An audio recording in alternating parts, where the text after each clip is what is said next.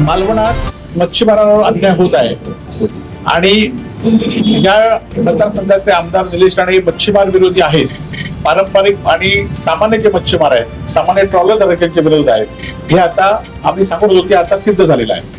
आपल्याला माहिती असेल की गेल्या वर्षभरामध्ये पालकमंत्री आणि मत्स्य विकास मंत्री सातत्याने सांगतायत की सिंधुदुर्ग जिल्ह्यातले किंवा राज्यातील एलईडी आपण पूर्णपणे बंद करू, पर्सनेट पूर्णपणे बंद करू. परंतु फक्त 10-12 ह्यांच्यावर कारवाई झाली एलईडी धारकांवर आणि अनेक एलईडी धारक आजही दिवसा ढवळ्या आज समुद्रामध्ये किनाऱ्यावर दिसणाऱ्या अंतरावर आहेत. आणि एकीकडे अधिकाऱ्यांशी चर्चा केल्यानंतर अधिकारी सांगतायत, खाजगीच सांगतायत की एकीकडे पालकमंत्री आदेश देत आहेत एलईडी पकडा म्हणून आणि दुसरीकडे इथले आमदार, रत्नागिरीचे आमदार त्यांना सोडा म्हणून सांगतायत. आज आपण बघितलं असाल की सिंधुदुर्ग जिल्ह्यातले अनेक एलईडी धारक आहेत जे संख्या त्यांची कमी आहे परंतु त्यांचे एलईडी मशीन एलईडी मोठी त्यांचे जास्त आहेत. अशांना मात्र कारवाई करण्याचं मत्स्य विभाग दाखवत नाही. कारवाई केली की ह्या इथल्या आमदारांचे फोन येतात, रत्नागिरीच्या आमदारांचे फोन येतात आणि त्यांच्यावर कारवाई सोडून दिले जातात. आज आपण बघितलं असाल की हे एलईडी धारक कोण आहेत? हे सत्ताधारी पक्षांचे खुलेआम कार्यकर्ते आहेत आणि त्यांना खुलेआम संरक्षण मिळाल्यामुळे ते एलईडी धारकांना या ठिकाणी खुलेआम मच्छीमारी करतायत. आणि एकीकडे कुठला तरी बाहेरचे एका दोन महिन्यात मच्छीमारांनी ओरडा केल्यानंतर कारवाई करतात आणि त्याचं सोपास्कार पूर्ण केल्याचं काम मत्स्य विभाग करत आहे.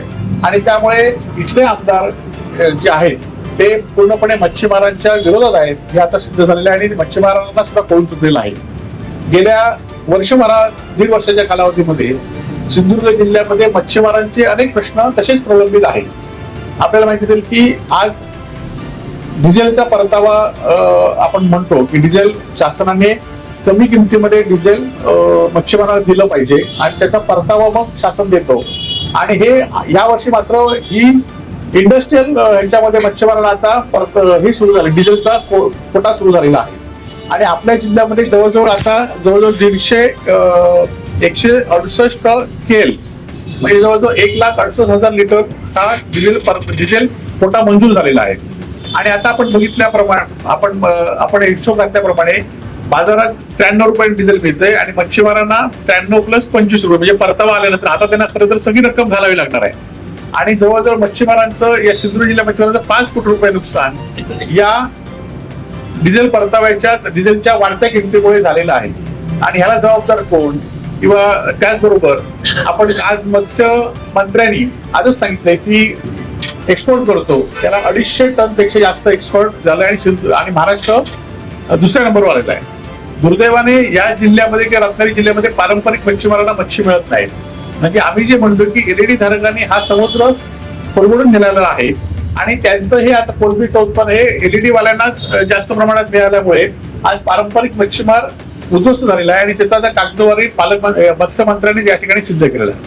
आणि त्यामुळे आज डिझेलच्या परताव्याबाबत असू देत, आज मच्छीमार ट्रॉलरमध्ये देशोधन मिळाले.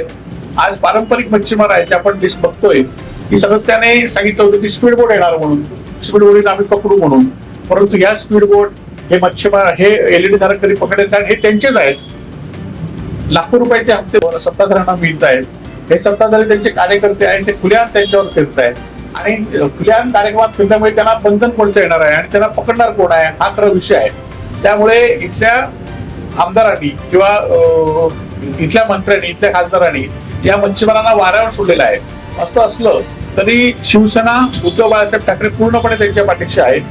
मी असू देत, परशुराम उपरकर जे असू देत किंवा हरिभाऊ प्रेगर बाबी जोगी असू देत, आम्ही या मच्छीमारांच्या पूर्ण पाठीशी आहोत आणि येणाऱ्या काळामध्ये मच्छीमारांना घेऊन आम्ही निश्चितपणे या मत्स्य विभागाच्या विरोधात तीव्र असं आंदोलन करू.